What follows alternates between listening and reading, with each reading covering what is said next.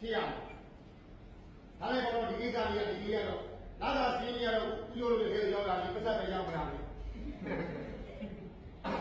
လာတာစီးနေရောက်လာတယ်ပတ်သက်တော့ရောက်မလာဘူးပြောကြည့်လာတာပါလေအရုဆိုင်ရဲ့ဆောင်းဖို့ကဘယ်လိုခေါ်လဲဟုတ်တယ်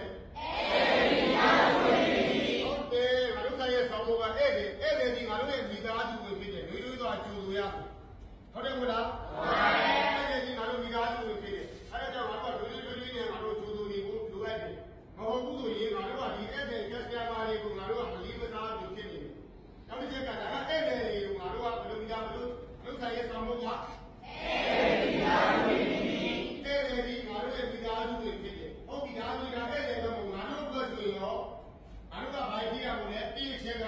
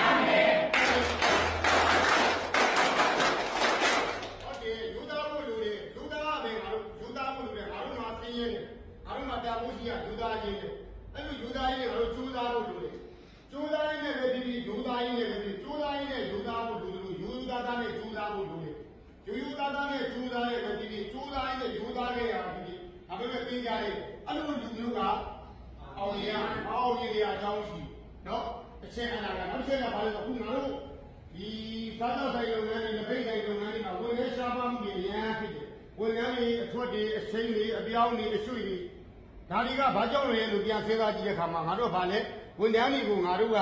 စနစ်တကျနေရာချထားပေးမှုမရှိလို့နောက်တစ်ချက်ကသူ့ရဲ့ဒုတိယကြောင့်ငါတို့ကဖန်ပြီးမပေးနိုင်ဘူးနောက်တစ်ချက်ကလက်တင်ရလေတင်ရဟောအဲ့ဒီပြောင်းကိုနဲ့ခင်ရတွေကို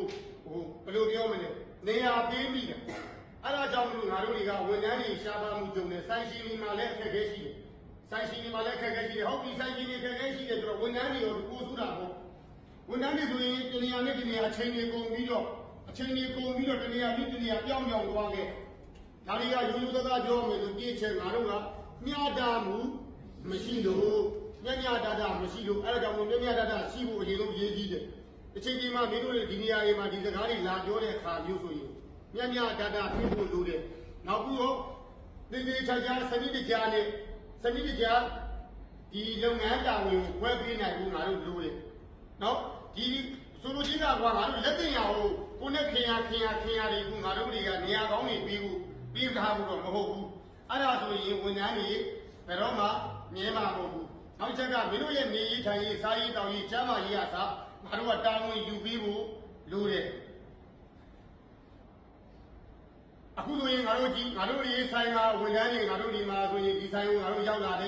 ဆိုင်ကမဖွင့်သေးဘူးငါတို့တွေမဖွင့်သေးဘဲနဲ့ဆိုင်ကကျွေးထားတဲ့သမီးတွေစားတယ်ဟင်းတွေသမီးတွေဟင်းတွေအကုန်လုံးလူတွေမရှိစက်ပြာကအစကိုတို့အကုန်လုံးစီတင်ပေးထားတယ်ဒါလည်းပြီးမင်းတို့ရဲ့လာတာတွေကသူကပေးထားတယ်ဒါလိုရင်ပေးကြတယ်အလုံးမလုံးပဲနဲ့ဦးကျော်တို့ယူရတာရှက်ဖို့တောင်ကောင်းနေပြီဘောပေါက်လားမှန်ပါတယ်အဲ့ဒါကိုပြောချင်တာ